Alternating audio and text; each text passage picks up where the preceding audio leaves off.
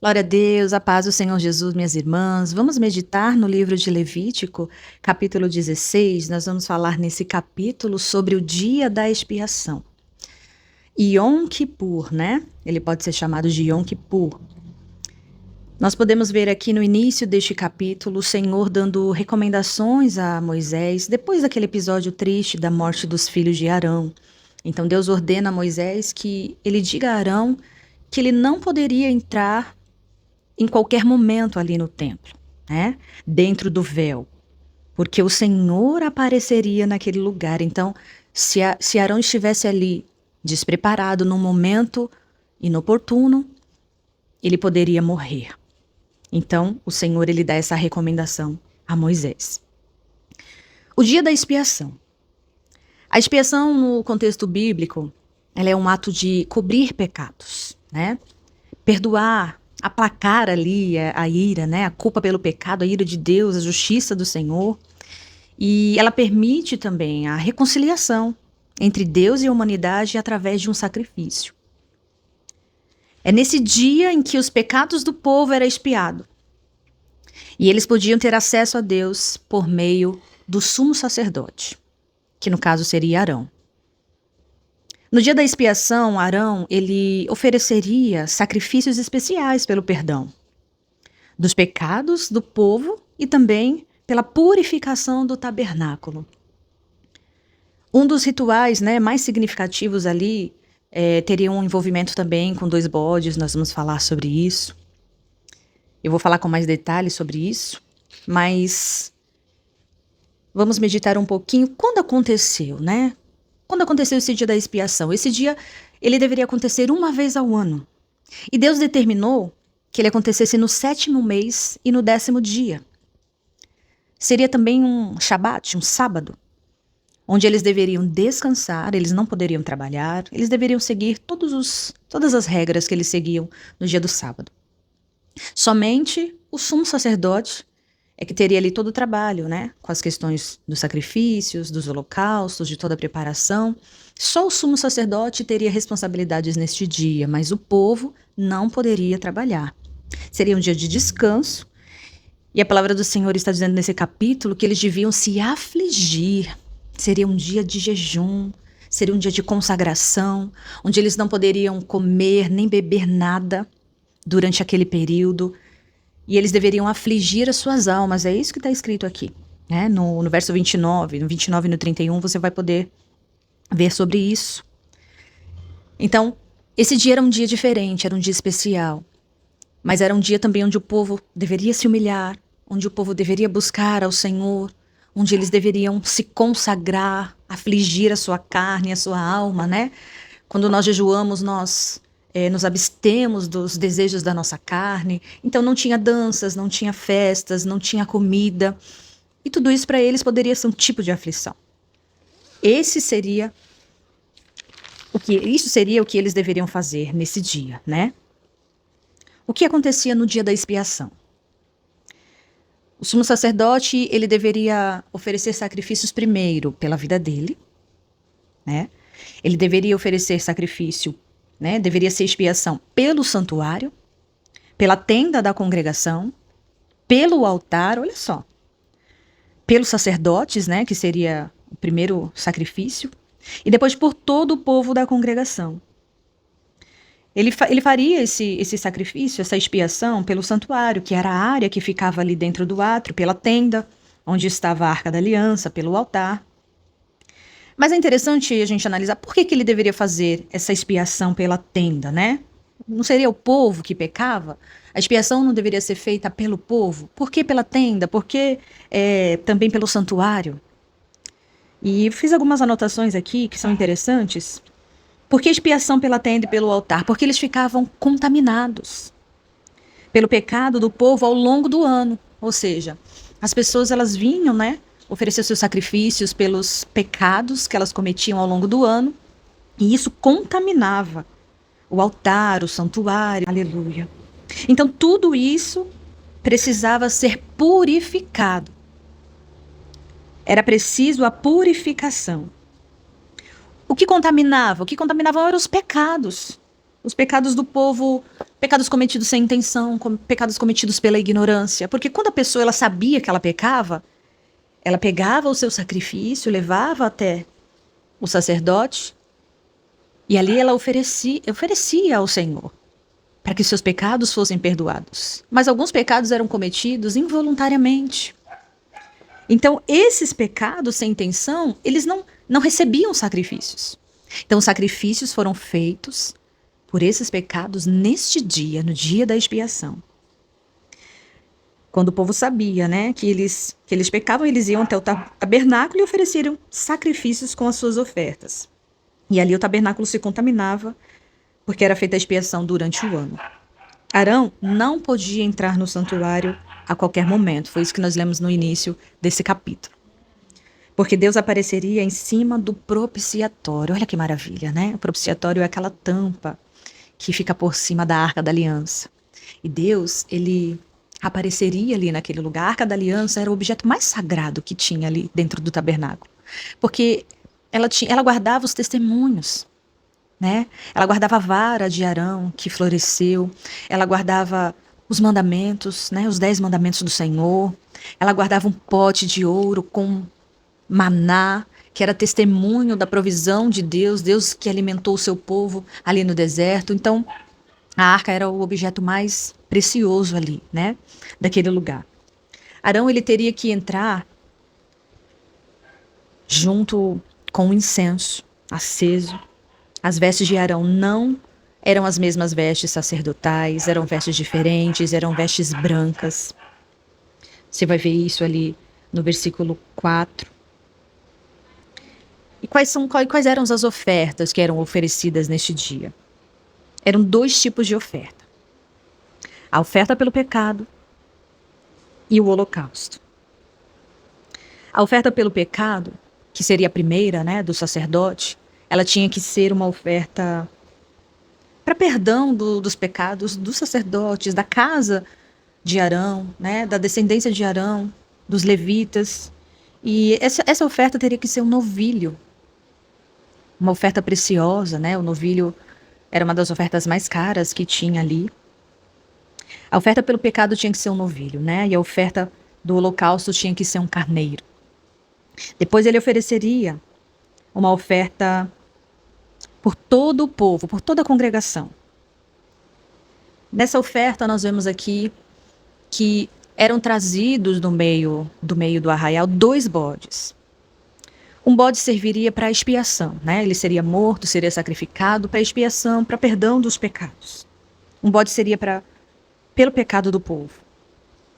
É interessante que o outro bode, ele não seria morto, mas o sacerdote, ele colocaria ali as mãos sobre esse bode, ele confessaria todo o pecado do povo, e esse bode seria levado para o deserto. Um homem era destinado a fazer esse serviço, né? Fora do arraial, fora da tenda. Ele levaria esse bode para o deserto. E é interessante que esse bode também é uma alusão do que Cristo fez. Cristo, ele levou sobre si os nossos pecados, né? Assim como esse bode, ele foi separado, ele era um bode emissário, bode expiatório, né? Nós já ouvimos muito esse termo de bode expiatório. Assim como esse bode emissário, ele levou a culpa dos nossos pecados, ele carregou sobre si a culpa dos pecados e foi enviado ao deserto, né? O Senhor Jesus também levou sobre si as nossas dores, as nossas culpas. Nós podemos ver isso lá no livro de Isaías, né? Quando o profeta messiânico que profetiza sobre o sofrimento do Messias, ele fala que ele levou sobre si, Isaías 53, versículo 4.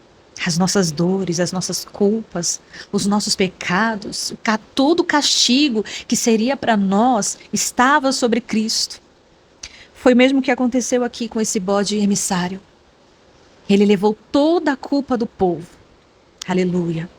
Esses eram os rituais que aconteceram ali. Então Arão tinha que fazer esses sacrifícios, né? Primeiro pela sua casa, pela sua vida, pelos sacerdotes, depois pelo povo.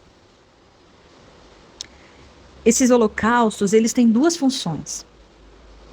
A primeira, o holocausto, em primeiro lugar, ele era para ser aceito diante de Deus. Era para que nós fôssemos aceitos diante do Senhor. A segunda era para fazer expiação, né? Para cobrir os pecados. O sangue deveria ser derramado, o animal deveria ser morto, o sangue deveria ser derramado, porque somente através do sangue é que é feita a expiação. É o sangue que faz a expiação. Isso está no capítulo 17, verso 11, a gente vai ver aqui mais para frente, né? Então esse era o dia do perdão, era um dia tão importante para o povo de Israel, era um dia onde o povo se humilhava, havia humilhação, havia purificação, havia reconciliação, aleluia, havia acesso a Deus através desse dia especial. Tudo isso deve acontecer nas nossas vidas. Nós devemos ter também esse momento de reconciliação com o Senhor. Esse momento de perdão, esse momento de humilhação, esse momento onde nós nos achegamos até o trono do Pai. Aleluia. É tudo isso que vai falar aqui no capítulo 16 sobre o dia da expiação. Louvado seja o nome do Senhor. Nós vemos aqui nesse livro de Levíticos Deus estabelecendo leis, porque Deus estava habitando no meio do seu povo. Deus, ele estava, imagina uma divindade, o Deus soberano, o Deus eterno, o Deus grande, o Deus criador dos céus e da terra, ele estava habitando no meio do seu povo, então o povo não poderia se apresentar de qualquer maneira, o povo não poderia estar em pecado, precisava ter expiação, precisava ter perdão de pecados, precisava ter humilhação, precisava ter reconciliação. Todos os rituais tinham regras, tinham normas, tinham que ser da forma que Deus determinou. Não poderia ser de qualquer maneira, o sacerdote não podia entrar a qualquer momento. Ali no átrio, no Santo dos Santos, as coisas de Deus, elas não são feitas de qualquer maneira. Deve haver ordem, deve haver prudência. Não podemos nos apresentar diante do Senhor em pecado. Precisamos nos arrepender dos nossos pecados. Cristo, que foi o sacrifício perfeito de Deus, ele morreu para que nós pudéssemos ter vida, para que fôssemos perdoados, para que fôssemos reconciliados com o Senhor. O dia da expiação era para tudo isso. Era o dia do perdão. Aleluia. Porque quando havia sacrifícios, quando havia derramamento de sangue, quando havia reconciliação, aí sim. Aí o povo poderia se achegar diante de Deus. Aleluia. Nós vamos continuar aqui esse ensinamento no capítulo 17, onde ele fala sobre o sangue dos animais sacrificados. Deus ele dá algumas restrições ao seu povo. Lembrando, Deus estava habitando no meio do povo. Então algumas regras tinham que ser seguidas. Nesse capítulo, Deus enfatiza que o sangue ele é a vida. O sangue ele é a vida. Nós pecamos, então merecemos a morte. Alguém se sacrificou, derramou o sangue e tomou o nosso lugar. Então, uma vida por outra vida. O sangue é vida. Por isso que o sangue tinha que ter sido derramado, por isso que o sangue de Jesus foi derramado. Aleluia. Deus enfatiza que o sangue é a vida no capítulo 17, a vida da criatura. E ele o designou como símbolo sagrado da vida que pertence a ele. Aleluia. Quando ofereciam sacrifícios, os israelitas, eles deveriam derramar o sangue no altar do Senhor, como um ato de culto e adoração. Deus proíbe o consumo do sangue. Deus faz essa proibição para eles. Deus não permite que eles consumam sangue. Por que Deus fez isso? Porque o sangue é vida. Então Deus proíbe o consumo de sangue, pois fazê-lo seria profanar a santidade da vida, violar a aliança com Deus. Nós podemos ver aqui alguns pontos principais nesse capítulo 17. A vida da carne está no sangue, no verso 11. O sangue representa a alma e a vida física. Aleluia.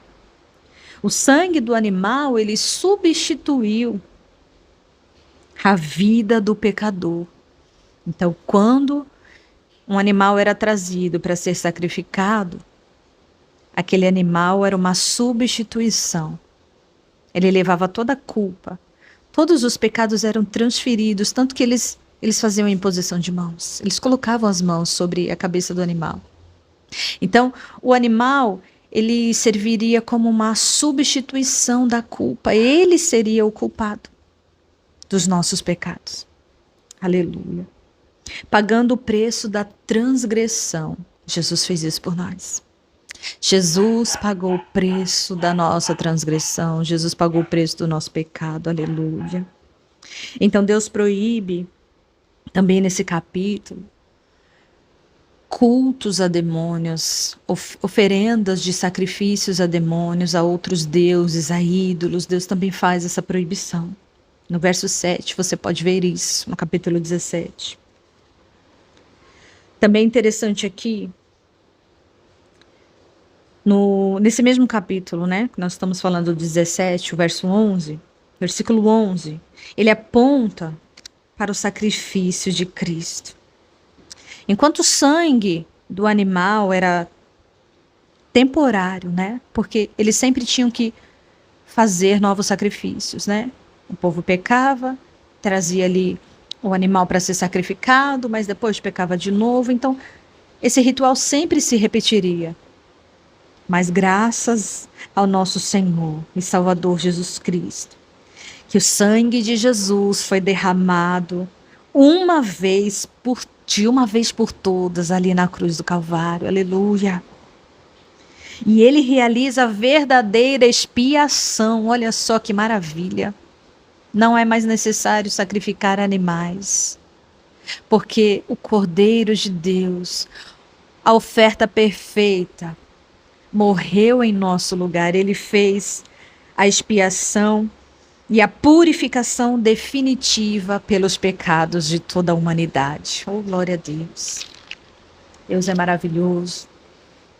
Continuando aqui no capítulo 18, nós vamos ver que Deus ele traz algumas restrições sobre as relações sexuais, sobre as relações entre as famílias. E nesse capítulo nós vamos ver que o Senhor primeiro ele condena relações incestuosas, o incesto, Deus condena isso. Relações sexuais, envolvimentos sexuais entre parentes, entre pais, mães, filhos, tios, nora. O Senhor está condenando essa prática. Eles não poderiam se deitar com seus familiares de sangue. E isso ofende os padrões morais do Senhor. Nesse capítulo, ele enfatiza também sobre a santidade e a ordem dentro da família. Deus estava colocando uma ordem ali no meio da família. As famílias não poderiam ser bagunçadas. Os parentes não poderiam se envolver uns com os outros. Existia uma moralidade diante de Deus e Deus queria manter esse padrão moral. Então, nesse capítulo 18, ele traz recomendações e restrições sobre os envolvimentos sexuais. O adultério também foi condenado aqui dentro desse capítulo, pois ele viola, né, o vínculo do casamento, do matrimônio, esse vínculo sagrado que Deus constituiu no casamento entre homem e mulher. Aqui também ele adverte contra a promiscuidade, contra a prática de relações fora do casamento, ou seja, relações sexuais que são praticadas de forma promíscua, de forma imoral. O Senhor está condenando essas práticas, enfatizando a importância da pureza e da fidelidade dentro das famílias, dentro do matrimônio. A sodomia também e outras práticas, né, outras formas de práticas sexuais também são condenadas dentro desse capítulo. Práticas sexuais perversas, o Senhor está condenando. Desde aquele tempo, olha só, desde aquele tempo já existiam práticas sexuais imorais, perversas. Então aqui Deus está condenando, né? Porque tudo isso acontece que faz o quê? Distorce a ordem natural estabelecida pelo Senhor. Qual foi a ordem natural que o Senhor determinou? Lá no livro de Gênesis, capítulo 2, versículo 24. O Senhor, ele estabelece ali a primeira família, quando ele fala que o homem deixará o seu pai e a sua mãe e se unirá à sua esposa, né? E os dois se tornarão uma só carne. Ou seja, a partir desta união é estabelecido o matrimônio, é estabelecido o casamento, e ali as relações sexuais dentro do casamento, de forma moral, são abençoadas pelo Senhor. E toda prática contrária a isso, Deus está condenando aqui nesse capítulo, porque esse é um princípio divino. Deus também proíbe a zoofilia.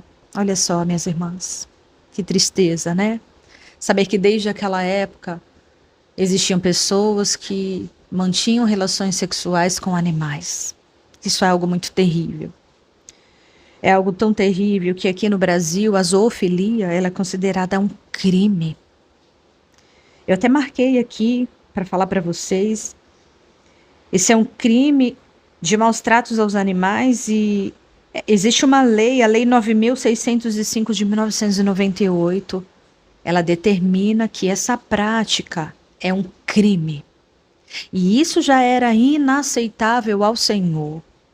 Deus não queria que o seu povo se envolvesse com essas práticas profanas, com essas práticas mundanas, com essas práticas terríveis. Precisamos lembrar que o nosso Deus exige de nós uma santidade, o nosso Deus, ele é santo. Esse capítulo aqui também vai condenar as relações sexuais durante os períodos em que as mulheres estavam ali com as suas regras, né? O período de menstruação da mulher, onde ela estava daquela forma. Deus também queria que os homens se abstessem das mulheres nesses períodos e respeitassem esse período da mulher, né? Porque ali haveria um contato com o sangue. Então essa prática também estava sendo restrita pelo Senhor. Deus também proíbe sacrifícios ao deus Moloque. Ali muitas pessoas sacrificavam seus filhos a esse Deus. Meu Deus, que coisa terrível. Deus não queria que as práticas comuns que existiam lá no Egito, lá em Canaã, que essas mesmas práticas estivessem no meio do seu povo. Lá no Egito, na terra de Canaã, que era a terra que eles estariam ali, a terra prometida pelo Senhor, as nações, aqueles povos, eles praticavam essas atrocidades. Eles ofereciam crianças a esse Deus, ao Deus Moloque. Eles praticavam, né, relações sexuais de forma profana, de forma abominável ao Senhor. Então o Senhor estava recomendando aqui nesse capítulo 18 que os filhos de Israel não deveriam se contaminar, não deveriam ter as mesmas práticas. O foco desse capítulo é a santidade ao Senhor. Por isso que as nações cananeias, elas foram expulsas daquela terra por essas práticas abomináveis. Por isso Deus tirou a terra que mana leite e mel, a terra boa, a terra maravilhosa. Deus tirou de povos pecaminosos, povos que praticavam coisas pecaminosas, abomináveis aos olhos do Senhor, e deu aos filhos de Israel. Mas ele disse, não cometam as mesmas práticas que esses povos praticam, que os egípcios praticam. Imagina, que eles ficaram ali cativos, eram escravos no Egito por mais de 400 anos. Imagina quantos costumes, quantas coisas eles aprenderam a fazer, quantas coisas eles deveriam fazer. Então Deus estava dando ordem. Esse livro de Levítico são leis maravilhosas. O Senhor estava separando o seu povo para uma vida de santidade, para uma vida diferente, porque Ele queria estar pertinho do seu povo. É isso que Deus quer fazer conosco. Deus quer habitar conosco.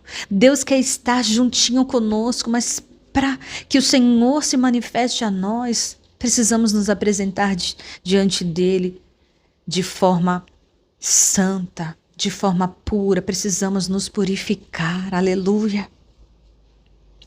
Lá em 1 Pedro, capítulo 1, versículo 15 e 16, eu quero finalizar esse vídeo lendo essa palavra com vocês. Mas como é santo aquele que vos chamou, sede vós também santos em toda a vossa maneira de viver, aleluia. Porquanto está escrito, sede santos, porque eu sou santo. Então, capítulo 18, ele está falando aqui sobre santidade. O povo precisava se separar, porque esse Deus que estava habitando com eles é um Deus santo. E isso não é diferente para as nossas vidas nos dias de hoje. O nosso Deus é santo. E Ele recomenda que sejamos santos como Ele é santo. Aleluia. Em toda a nossa maneira de viver, precisamos ser santos, precisamos nos santificar, precisamos ser separados para que a presença do Senhor conviva conosco. Aleluia. Era isso que Deus queria de Israel. Deus abençoe minhas irmãs. Esse comentário foi um pouquinho, do capítulo 16, capítulo 17 e o capítulo 18 do livro de Levítico. Fiquem todas com Deus e até o próximo vídeo, se Deus quiser. Não esquece de dar o like nesse vídeo, de compartilhar, de se inscrever no canal. Nos sigam nas redes sociais. Deus abençoe sua vida em nome de Jesus.